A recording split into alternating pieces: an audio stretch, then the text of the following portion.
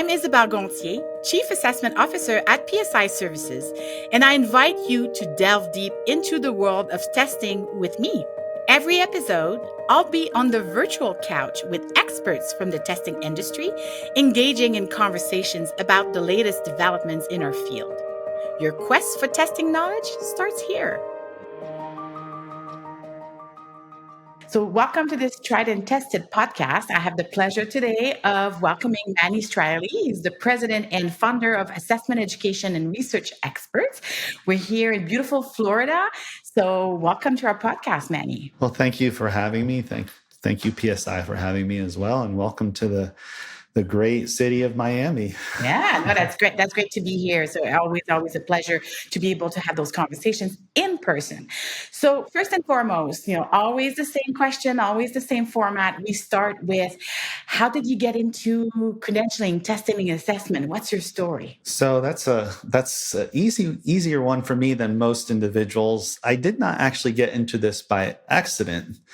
I was like a lot of us, a psychology major, and I wanted to learn how do you put clinical assessments together because I thought my future was going to be a clinician, a therapist, and I worked with two really well-known clinicians on their assessments. One was in social anxiety, one was in child anxiety, and I worked on their assessments. And I was, back in the day, you had to hand enter the information into a database, and that's what you did as an undergraduate manual researcher. Data entry. Yeah, but then I got to use all the statistical software systems and learned all about the fancy things of what a psychometrician would do, and but that was part of what a clinician would do on a research level when they were putting together clinical assessments. Mm-hmm. And then after that, what did you do? What's your journey professionally? So I continued, and I worked on, got published in my master's program at NYU on I think it was called the Ego Function Assessment, which was a clinical assessment. And I think it was called the Validity and Reliability of the Ego Function Assessment. That was my first publication with a professor of mine. And then I moved on to my PhD program in counseling psychology. And then I decided, after seeing about 30 or 40 depressed clients in a row, this wasn't a career I wanted to be in. So I took a break, switched programs. In the middle of that break, I ended up working with a dream team of psychometricians at NBME, the medical licensing group, and learned psychometrics. And then at that point, I wanted to learn more about it. And I went into switch programs in my program at Temple University and got into the measurement evaluation program in and that's where I learned psychometrics a little bit more. But I always say my school of psychometric was at NBME with some great individuals there at the time. On the ground learning, working on the program with people on the ground. This Exactly. And then, switched different, worked for Prometric, worked for GBCI, and did the business piece of it, did the certification manager piece of it, and then created my own company, and then sold that company to actually PSI. And then who would have thought? I'm back again PSI with buying PSI. companies. Yeah. And so then that was with Roy McCorkle at ICA. That was 10 years ago. And then 10 years ago, I rebooted. And today doing a lot of different type of work within the certification, credentialing, HRIO, training space, in different areas, but mainly exam development and psychometrics is what our focus is on. And more so, we do a competency modeling a lot of times. And that's become my like as I described to somebody last week, it's my super passion. You have your passion, which is psychometrics, statistics, and those sort of things. But now this has become my super passion. So it's nice to find a different love of that sort. Yeah, no, absolutely. And it's great to hear your story in terms of how you evolved and in a way reinvented yourself through your career journey with your companies. Now where you are with your company, you're celebrating, I think, 10 years. Yeah. May becomes our 10th year. Yeah, So congratulations. This is yeah, great. it's been Yeah. quite a journey, and thank you for a lot of folks out there like you and a lot of great colleagues and clients that have supported us through the years. Just thanking them here. Yeah, we have an amazing community. It's actually Mm-hmm. fabulous the way people collaborate together, work together. We learn from each other's, which makes it so powerful in so many Mm-hmm. ways. And the topic of our podcast today is about your passion. So I'm excited that we're going to have this conversation together um, around competency modeling. So it's interesting because modeling is becoming more and more prevalent in credentialing. Interestingly enough, it's not necessarily new, but I think it's getting more attention. So, why is that? So, what about competency modeling, and how does it actually differ from the more traditional job task analysis that we're more used to from a credentialing standpoint? Yeah, I think the major difference is that competency model is more expansive, includes a lot more than a job analysis in credentialing, which is usually what should go on the examination. It's a method for us to identify what do we do and what do we need to do those things in terms of a job analysis, and that has a specific scope and purpose and audience. Whereas a job analysis differs in a number of ways. That's where the similarity comes off, but then that's where the differences begin. The first difference is really that the scope is entirely different. It's beyond just somebody at a specific performance level or performance expertise level. Yeah. When I talk about performance levels, that's the beginner, intermediate, and expert. So when we do a competency model, we're looking at those three levels or more, but it's on a spectrum of intermediate, from beginner to expert. And then we also have, we're also looking at beyond just the tasks and knowledge skills statements. We're looking at other things such as aptitude, the non-cognitive things such as management, leadership, communication skills, critical thinking, those sort of things as well. And for us at AIR, we define it as something we call OCD, which is your outcomes across the career-based competency model that's dynamic. So the O is the outcomes, C is the career, and the D is dynamic. And what does that all mean? So the outcomes, if you define what your KSAOs are, knowledge, skills, abilities, and other characteristics, that's great. Okay, somebody knows that, but okay, how does that impact an organization? How does that impact a worker? How does that impact the surroundings? That's where the outcomes come in place. And that we just did an outcomes meeting for a group, and the competency model comes alive. It's like, okay, and just think of you're sitting in front of C-suite or somebody who might be your potential boss in an interview, and we call it the C4 outcomes, which are the C-suite outcomes.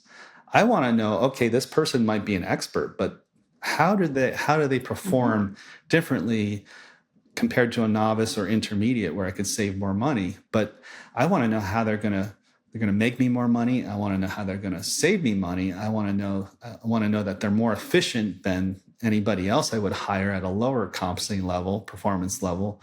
And I also want to know whether they're going to be able to maintain that level of quality. So we call that the C4s, but there's so many other outcomes that you could look at, like healthcare in terms of not job satisfaction, but that is an outcome. But you can looking at patient satisfaction, those sort of things, healthcare outcomes. Are they accurate?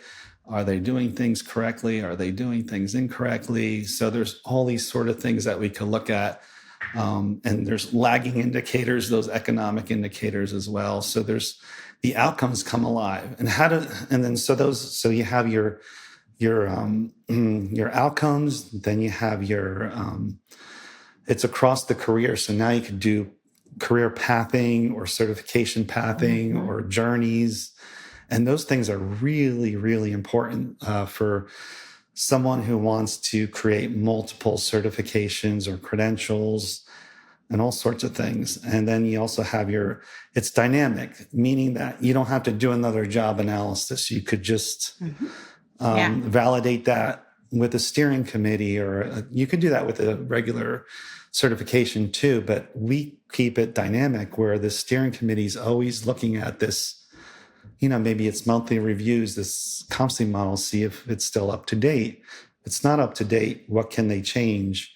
So a lot of times we do this at the question level, but competency model can do it at the model level itself. So at the KSAA level, the domain level, or a content area. Yeah, from a competency standpoint, I guess it kind of like sustained the time in so many ways, and it kind of it's looking at different layers. And also, what I really like about what you're saying here is also from a continuum standpoint, because when you think about from a certification standpoint, there's different aspects of the certification. There's initial certification where you need to determine and demonstrate that you have the minimal level of competence required to earn the certification. But it doesn't stop there. Then there's maintenance of competence, and there's kind of growth. And one element you've pointed out as well is that when you think about a program that has a certification program, if they want to expand on that and kind of look at specialties or mastery level, competencies allow to expand beyond. So it's still the same body of knowledge,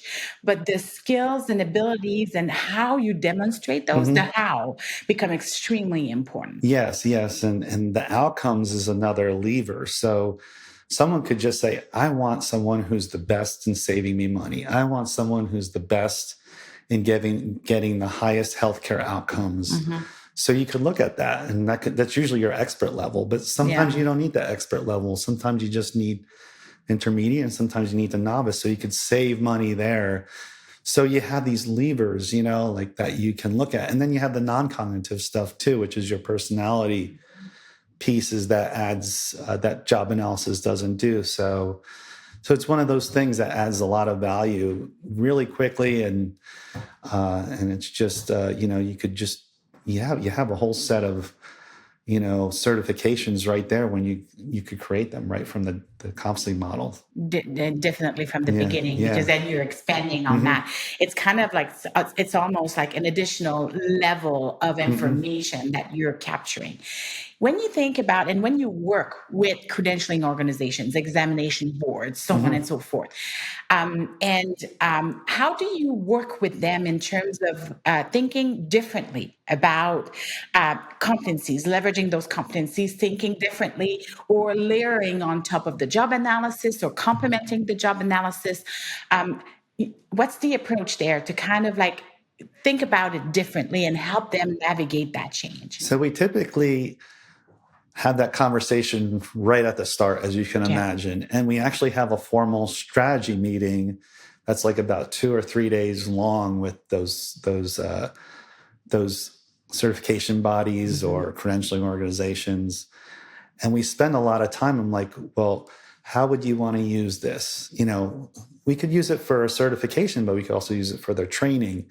We could also begin using it for job descriptions. We could begin to use it for diagnostic purposes and things like that. And we can also use it, like you said earlier, for maintenance of competency or recertification purposes. Do we want to go above if they're recertified, not just maintaining it, but go beyond it? And some groups do want to go beyond it. So now we said, okay, we want them to become more leaders in the field. What does those competencies look like? So we could say, okay, you need to establish 60, 80 more credits or PUs or whatever you want to call them in that world.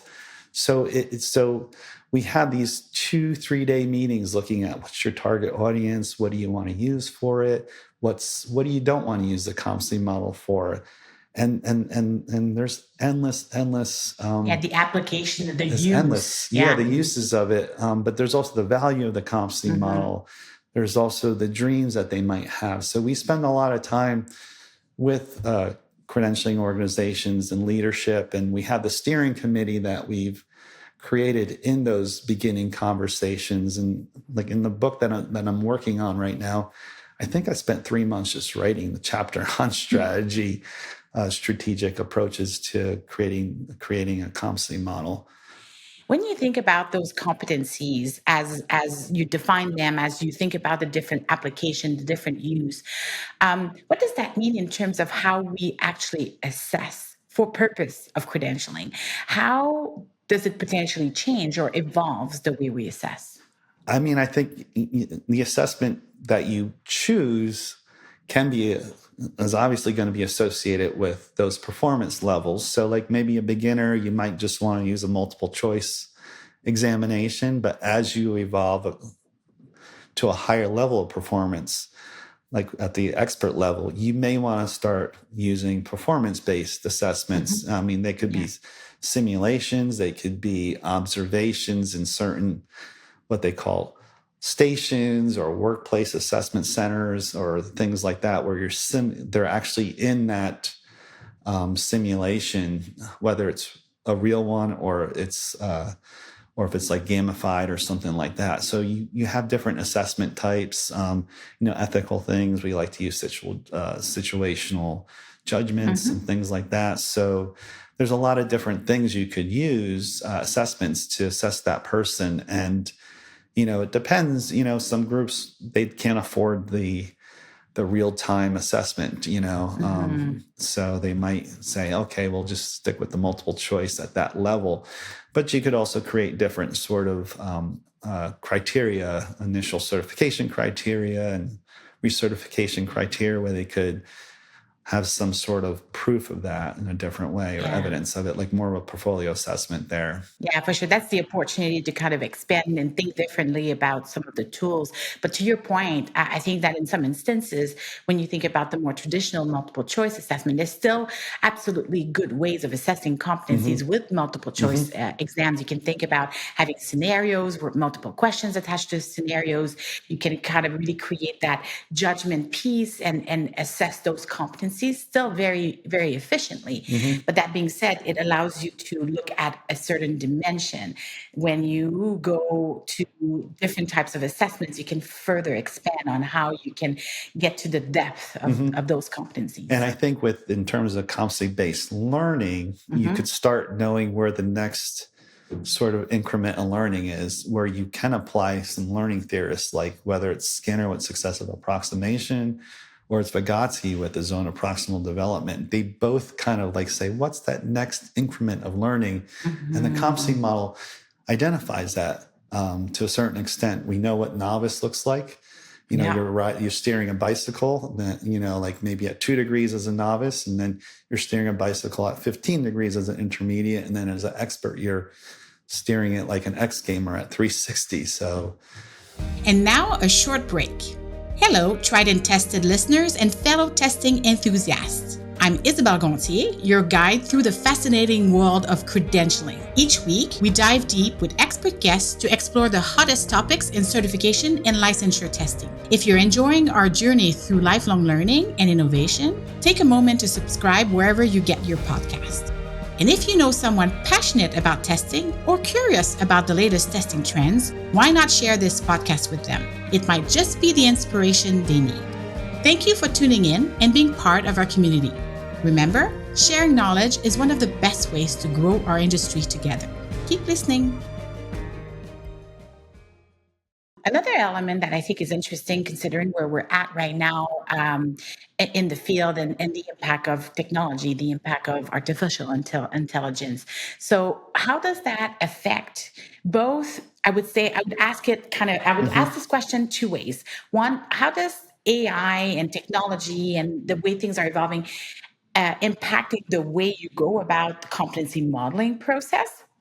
So question 1A. Question 1B is that how that technology can help support, again, the way we assess and further expand with more live, direct, personalized sort of evolution and feedback. So let's start with the process of developing the competency models and then the application of it and how AI plays a role. So I think AI is becoming like the keyboard or the computer or the operating system. That's a great analogy. It's really embedded in all that you do. It's interesting because like the proposals that I respond to now, I have an AI disclaimer.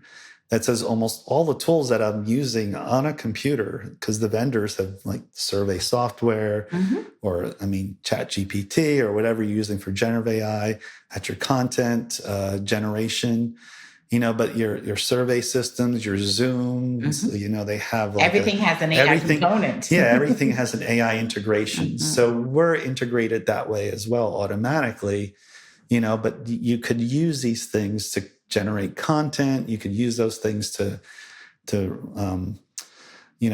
obviously everyone's probably using the generative AI, well, almost everyone, I should say, in our world to generate tasks and knowledge statements. So you could do that as well. Yeah. So we're doing that, but that doesn't really validate it, because it's validating That's the first step. It's validating it through LLMs, right? So what's out there in content already in the world's wide web, I guess, and out there in different digital formats, right? It's really looking at the digital footprints and learning what's relevant. And it does a decent job, but we also validate it through our research methods as well. So we generate the content, the outcomes we're generating that way. So how we do it is typically we'll have SMEs generate their content, and then the AI generates their content. And then we look at the AI, generative AI, as like another SME. So, and then we have a group of subject matter experts. There's one expert's the AI, and then the group of SMEs, and then they determine what's valid. So we have a validation. Yeah, that validation process is critical. Yeah, exactly. Yeah. Else we don't know if it's right or not. So I think with your 1B, what was that again? The 1B is more around the application. So when you actually, how you assess the competencies and how you can leverage AI to get to more personalized and adapted feedback and processes. So one of the things I think you could start using AI for is once you have the model, you could start asking AI what's the best way to assess that individual, like you would do with SMEs, right? So it's the same questions you're asking SMEs, essentially. What's the best way to assess this if you had all the money in the world, right? But a lot of times we don't have all the money in the world. So you could ask, cost-effective ways through AI as well as you would ask the SMEs.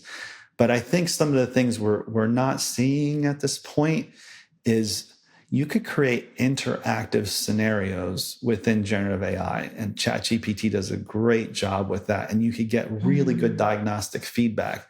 And if you know what the competencies are, you can really work on that. So like, let's say you were a novice starting out in leadership and you wanted to know how to effectively lead people, so maybe AI would create like a interactive scenario where leading a group of people.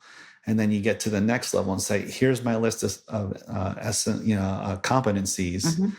Give me a scenario to fine tune it and give me diagnostics after it. And if you do that in ChatGPT, it creates this incredible, rich interaction. And the feedback is, I don't know how many people have done this, but I think that's the next level of that. And if you could gamify that, and then you bring in the neuro stuff, I think AI could start collecting information to optimize the person's competencies based upon that competency model. And I think that's the future. And, like the neuro assessment piece, we don't talk about a lot. I've presented on that a few times at conferences, and with the wearables and bringing all those components, those data pieces in it. It's like if I could name drop what Cattell and all his different data types. He talks about life data, which I think he was ahead of the game. He realized that you can use any single data set that exists within the human context. And I think now AI can start learning how to use that effectively to start assessing us and give us what my dream was always: real-time learning, real-time assessment, which is really, if you think about it, the mentorship, the apprenticeship, the co-op model, which is great. Like I still remember my mentors, and they were so good at giving me feedback without making me feel like I was not good enough. They made me feel like I was good enough to get to that next incremental piece within Exactly. their competency model. Building on the constructive and all of that. Now you can have that in the palm of your hand, basically, and thinking about how it can adapt and evolve and adapt to where you are in your learning, where you are in your process. Yeah. So real-time learning, real-time assessment is here with AI and those things. Like I have a 3, a 7, and an 18-year-old, and I ask it for parenting advice all the time. I'm like, this is my situation. Help me become an expert parent. And it gives me that level of competency I need, and it's giving me these things. And it's, I'm not going to, it's so objective, it has that neutrality. Yeah. It's supercharging that kind of lifelong learner concept is that every single day, every moment, there's an opportunity to learn more. And then we have the tools that assist us and are getting adapting to where we are and our levels and so on and so forth. So I think if you upload the competency model into a generative AI or AI system, you could, of course, there's the copyright issues and all that stuff, the IP issues. But if you do that and you keep it in a private LLM systems or the closed system, closed system, you'll be able to really create a product there, which I think is the future of assessment, really. And kind of like shifting a little bit, but when we think about, again, the potential of how those competency models can be used, I really like where we went with the AI conversation. But when you think about actual credentials, back to sort of the concept of credentials, how can this be leveraged for the concept of micro-credential or stackable credential? Because again, you think about those competencies, you have a credential that is for a job role, but then you also can sort of like create pieces. And I would say, and you tell me, but I would say competencies are probably designed to allow for a good usage of micro-credentials and stackable credentials. That's how we've seen it occur.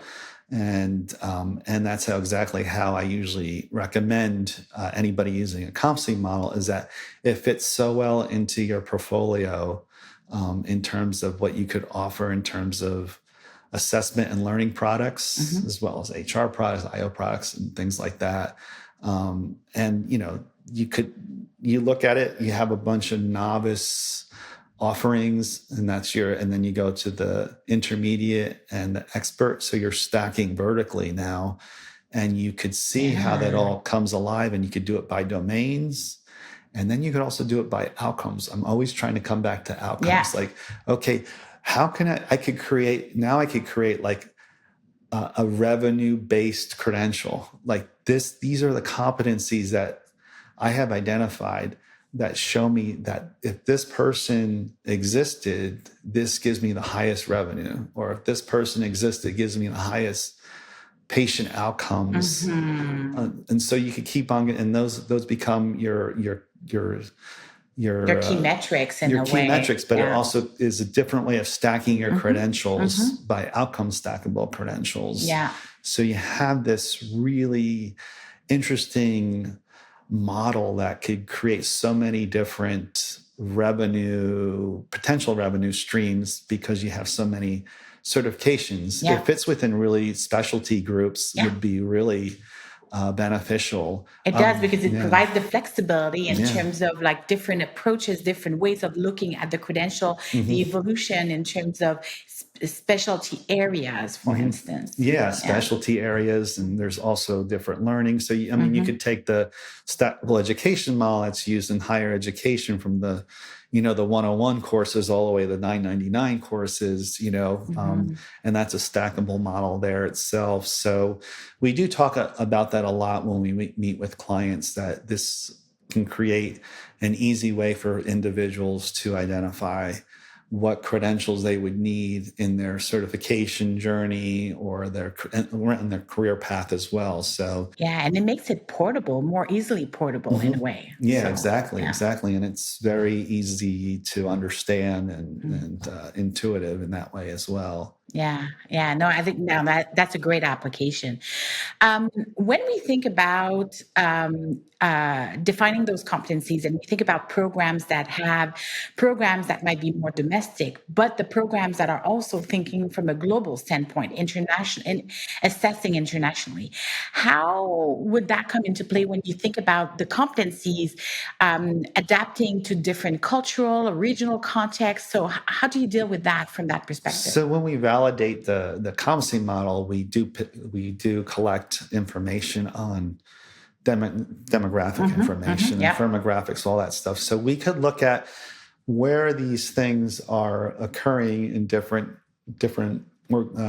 nations or regions and things like that of the world. So maybe the U.S.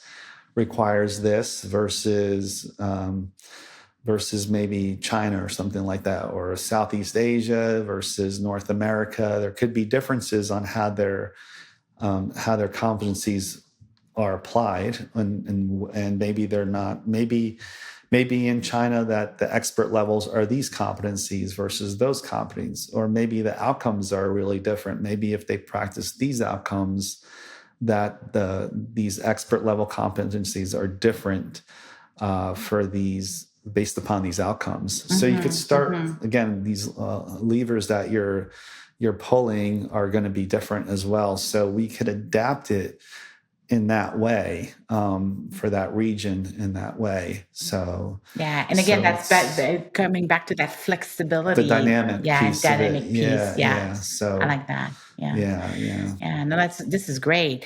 So, what are some of the trends that we should be paying attention to? So we've started the conversation by saying it's becoming more and more prevalent. So when you think about competency modeling and how it's being used, the opportunities and the potential it has, what would you identify as some of the key trends that we need to really, really pay attention to? I think I think there's such a trend to have people becoming more and more certified, and I think the piece of certification that is missing are the outcomes or the predictors, which is interesting because if you go to different, like in clinical, in clinical psychology, we have a lot of predictors for patient outcomes. In medicine, we have a lot of, but like when we put together a certification on anything, we sort of, for some reason, our mentors sort of didn't emphasize that enough, even though they talked about it, but it was never translated into the practice of like, okay, if I get a Microsoft certification, or if I get a license in medicine in the U.S., how does that show me that someone's going to be really good at patient outcomes, or running an operating system effectively? So what does that really look like? So I think competency model can help us move in that directions when we focus on the outcomes. We could also look at the performance levels. So we could start practicing how we teach people, the certification journeys and things like that. It'll help us with that. So it goes back to the uses of the trends. And I think as more and more organizations are looking for justifications of why their certifications are valued, I think we're going to start looking at, well, we have to look at the outcomes. Like, how does this, why, and I think higher education has ignored that for many years. We focused on critical thinking, but we don't really know what critical thinking is, so we go back to that sort of question. But I think we have to start thinking that we have to focus on the outcomes of why was this due for me, this holding this certification. And I think competency models, particularly when they're outcomes focused and it goes across a career, we could begin to look at that piece of trend. And I think, career-based certification is more and more trending, more and more so than anything else, I think, in the workforce. So. Yeah, no, absolutely. And I like the link you're making to the value of the credential of the certification, because I think it helps further defining that value and confirming that value over time. Because again, it's not just a point in time of determining that you have the competencies required. It's part of the journey. It's part of like you earn a certification, but then you have to maintain it and you have to demonstrate that you are the level that you're expecting expected to be. So that's the opportunity And some, there. organizations and credential holders don't know a lot of times that you can go beyond what they already. What is that? What does that look like? And the competency model adds that piece to it, and it adds that piece like how they're valuable as well. To themselves and to the organization, so it builds that intrinsic motivator for self-worth and things like that. Yeah, absolutely.